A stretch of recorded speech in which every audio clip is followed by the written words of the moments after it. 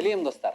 Бүгін сіздермен өте керемет, маған өте ұнайтын адамдарды сендіру тақырыбын талқылайтын боламыз. Адамдарды сендіру не үшін керек? Сендіру қабілетін үйреніп алсаңыздар, өмірлеріңізде табыстарының деңгейін көтерсеңіздер болады. Жұмыс барысындағы сұхбаттарыңызды керемет деңгейде өткізсеңіздер болады. Жанұяңызда ұрыс төбелеске ұшырамай, керек қалған нәрсеңізді алу үшін қастарыңыздағы адамдарды өз идеяларыңызға, өз ойларыңызға сендіру үшін мен бүгін көрсететін техникаларды қолдансаңыз, жетістікке жететіндеріңіздер 100% сенімдімін достарым. Бірінші техника. Сендіру деген енді бір дастархан сияқты ғой. Адамның ойында, басында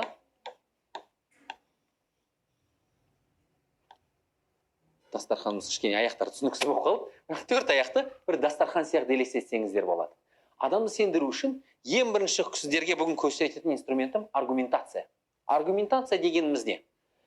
Аргументация жасаған кездеріңізде адамдарды сендіру үшін тек қана бір фактіден кезек-кезек айтып тұрасыздар. Аргументтердің формуласы қандай? Қысқа және нұсқа болу керек.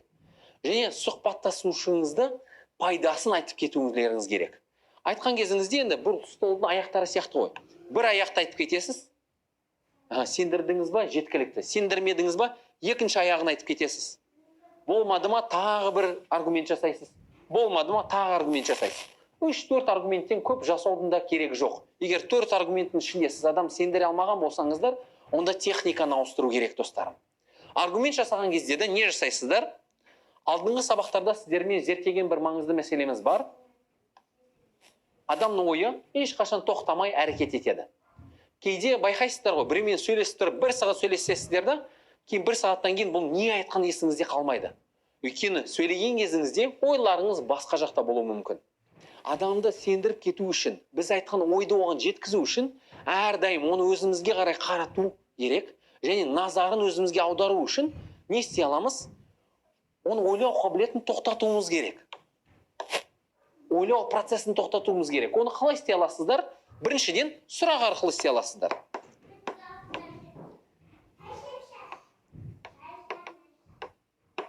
Бір аргумент жасадыңыздар сендіру үшін. Мысалы, сіз не істеп жатсыз? Адамды күн сайын минимум 2-3 литр су ішу керектігін сендірем деп жатсыздар. Су ішу керек екен сендіру үшін не істейсіздер? Бір аргумент айтасыз. Мысалы, су ішкен адамдар милары өте жақсы жұмыс істейді. Айтып қалдыңыз. Енді бұл мағлұмат адамның ойында қалып қалу үшін және сіз естіп қалу үшін оны сұрақ арқылы өзіңізге қаратсаңыз болады. Сен миың жақсы істегенін қалайсың ба, қаламайсың ба? Қалайсың ба деп қалсаңыз бітті. Өзіңізге қараттыңыз. Бұдан кейін екінші аргумент айтып кетесіз. Бойың өскенін қалайсың ба? Иә деп бір сұрақпен қаратасыз. Бұл жақта екі маңызды процесс болады. Біріншіден, бұл адамды қаратып, назарын өзіңізге аударған боласыздар. Екіншіден, сіз айтқан кезіңізде аргумент, идея өзіңіздікі. Адам иә деп қабылдаған кезде, немесе келісем деген кезде, ол идея уже бірден адамдікі болып қалады.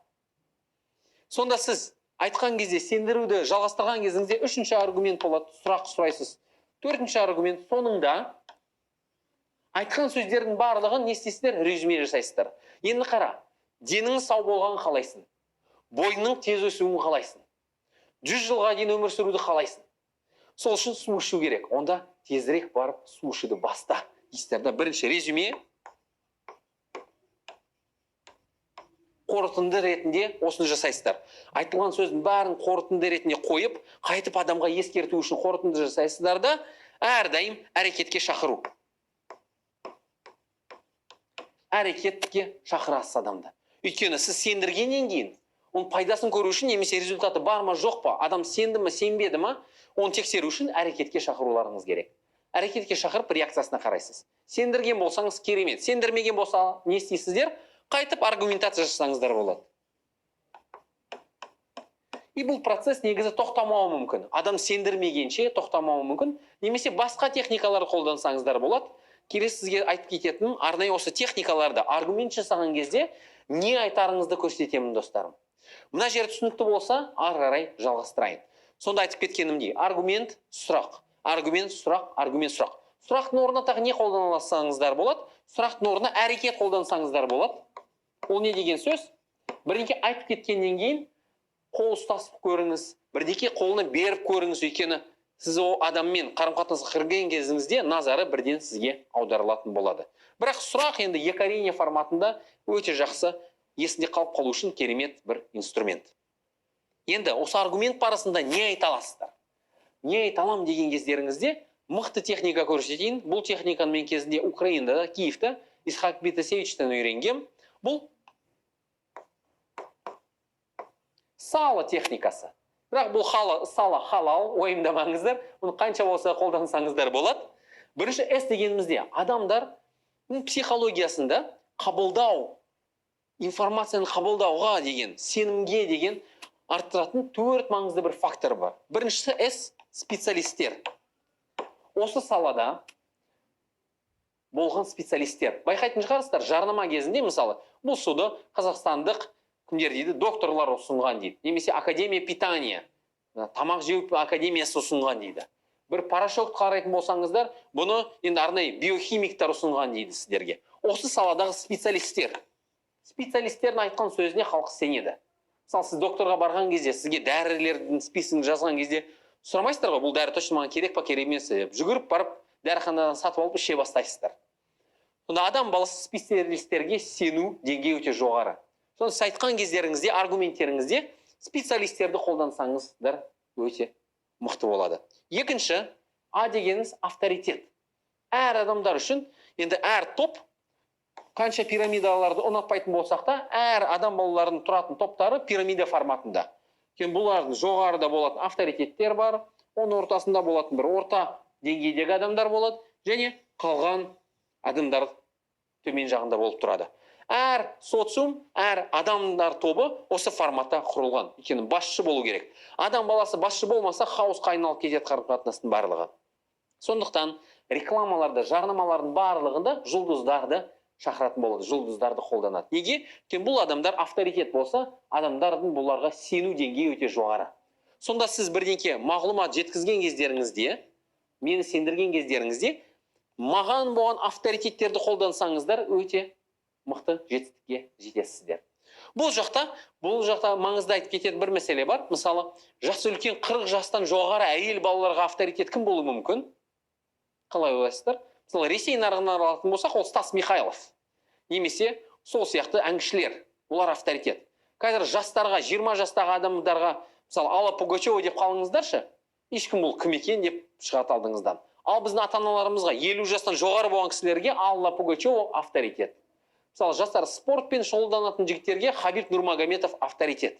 Спорттан алыс, тек білімге деген жүрген адамдар үшін ол Хабиб Нурмагомедов қанша жұлдыз болса да ол авторитет емес. Сонда бұны айтқан кездеріңізде айтылған топ немесе айтылған адамның кім екенін, қай салада, қай группада екенін байқап, соны айтып көріңіздер. Менің бір жағдайым болды өмірімде, Атырауда студенттер, мектеп оқушылары үшін бір 4 немесе 5 жыл бұрын бір тренинг өткізгем.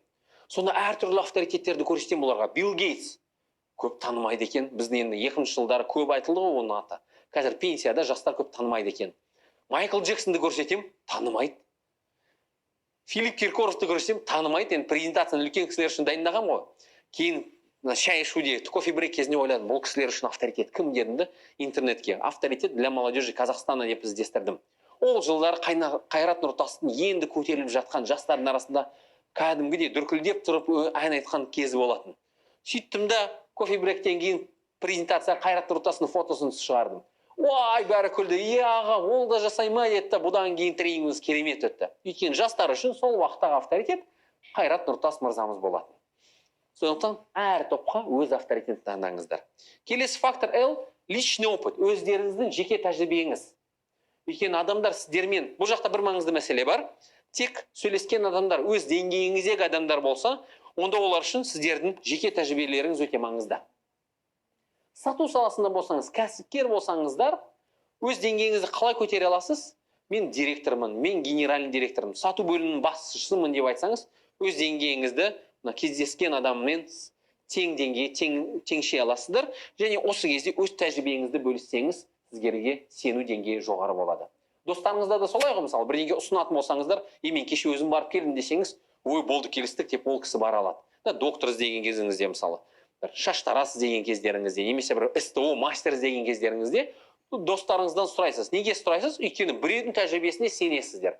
Ол барып жақсы тәжірибе алған болса, онда қорықпай барып өзіңіз бара беретін боласыздар. Бір маңызды мәселе бар. Біреуге сеніп тұрып барған кезіңізде кішкене қате жасап қойса да, өзіңіз іздейсіз да ол қатені. Өйткені біреудің тәжірибесі енді жақсы болды ғой. Онда менікі де жақсы болады деген сеніммен барасыздар. Соңғы О деген общественное мнение, халықтық көзқарас. Халықтық көзқарасқа не тиеді? Сіздердің клиенттеріңіз, менің 20 мың клиентім бар.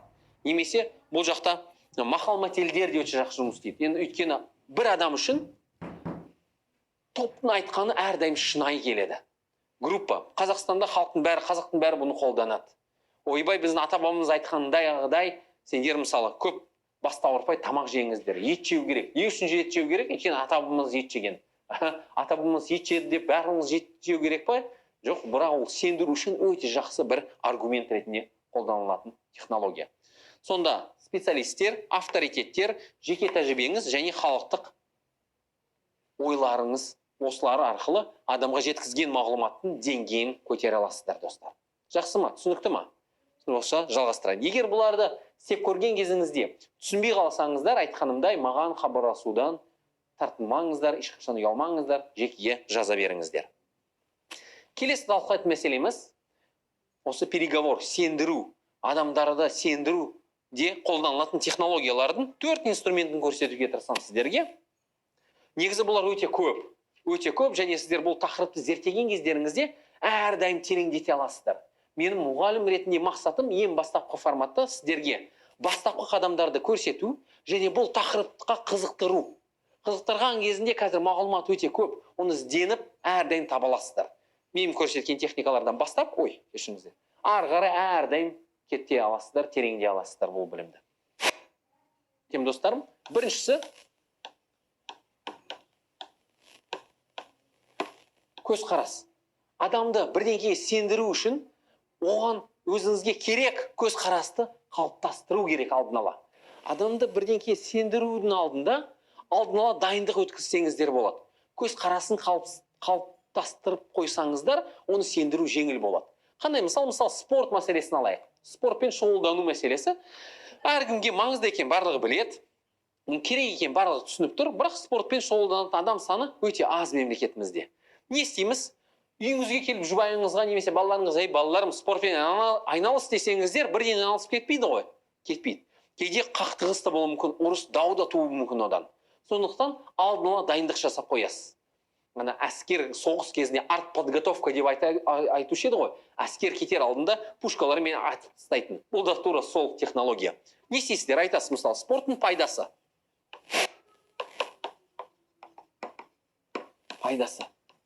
Сол туралы айтып кетесіз.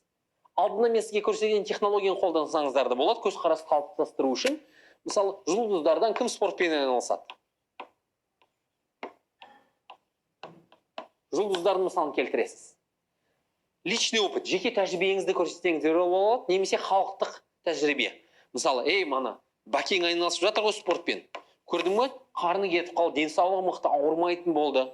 Осылардың барлығын ақырын күннен күнге 2-3 күн дайындық ретінде айтып тұрасыздар да, 3 күннен кейін ал енді барып бірге спортқа барып көрейікші дейсіз.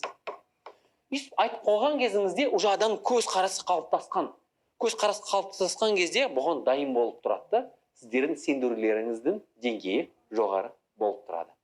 Бұны сауда саласында қолдансаңыздар болады. Адамға бір товар немесе қызмет ұсынудың алдында көзқарасын қалыптастырсаңыздар болады. Мысалы, жарнама да сол үшін арналған, ауырмау үшін не ішу керек? Дәрі ішу керек. Бұрын мысалы біздің ата-бабамыз ауырған кезде не істейді? Қойдың майын жағады, болды. Қазір гель жағады, бір 10 шақты гельдің түрі бар, маздардың түрі бар. Оны да қайдан алған? Өйткені рекламада не көреді? Ауырған кезде бір гельді жақсаң керемет болады. Ол гель сіздердің тамырларыңызға, бұлшық еттеріңізге пайдалы. Бұл сіздерді жылытып, өміріңіздің ұзындығын көбейтеді деп соған сендіріп қойған. Керек кезіңізде бұл гельді жазып қалса, ол сендіру де керек емес. Өйткені көзқарасыңыз қалыптасқан бұған дайынсыздар. Сондықтан осы инструмент қолданасыздар. Екінші қолданатын инструмент ол талаптарды жоғарылату. Қазағымызда айтатын керемет бір мақал-мәтел бар ғой. Қой алғың келсе түйе сұра деген. Бұл соған байланысты. Сізге бірдеңе керек болған кезде талабыңыз Енді адам сіздерге бере алмай келіспей тұрса, талабыңызды түсірген кезіңізде оған қарай жасаған қадамыңыз. Бұған жауап ретінде сұхбаттасушы да сіздер үшін бір қадам жасағыңыз келеді да, сіздермен келісетін болады. Сонда сіздерге мысалы ата-анаңыздан немесе біреуден қарыз сұрайтын болсаңыздар, маған миллион теңге керек, бірақ қазір 20 мың теңге берсем бүгінге жеткілікті десеңіздер, уже ауыр келмейтін болады, жеңіл келеді. Адам да сіздерге қадам жасаған болады, сіз де мақсатыңызға жеткен боласыздар. Кейде мен сізге қызық жағдай айтып кетейін, осымен байланысты тренингтерді енді бастаған кезінде 2 күндік тренингтің бағасы 150-200 мың айналасында болатын. Сөйтіп бір өте үлкен автомобиль сататын компанияға бардым кездесуге. Бұлар енді өте көп талап сұрап жатыр. Мынаны жасайсыз, ананы жасайсыз, жақсылап тыңдап алдым да, мен бағамен ертең келейін дедім сізге. Кішкене уақыт алдым. Өзіңіз білесіз, манипуляцияға түсіп қалмау үшін, сенімге түсіп қалмау үшін уақыт алу керек. Соны сөйттім де, келесі күн барып, осы компанияда осы технологияны қарап көрейінші, қалай істейді екен дедім да. Тренингтің бағасын, бұлар айтқан талаптардың бәріне сәйкес дайындап қойдым да программаны. Оның бағасы 1 200 000 болады дедім. Менің сол уақытта табысымның 6 есесін сұрадым да бұл кісілерден. Енді бұлар енді өздері өте көп талап қойды ғой алдымнан. Бағанда естіп қалды, онда ақша жоқ, онда бюджет жоқ деді бізден. Ал сөйлесейік, проблема жоқ, енді мен де сіздер үшін даймын ғой, үлкен компаниясыздар ғой дедім. Мен сіздер үшін сіздерге қарай қадам жасайын дедім. Бағасын түсірейік дедім да, ойластырдық, 900 мың дедік. Енді бұл жақын, бірақ кішкене ақшам жетпей жатыр, тағы кішкене түсірсеңіздер бола ма деді мен үшін. Енді әрине кешіріңіздер, енді сіздер сұраған талаптарыңыз өте күрделі. Мұны жасау өте күрделі, өте қиын. Көп уақытым кетеді. Сондықтан қатты түсіре алмаймын ғой дедім.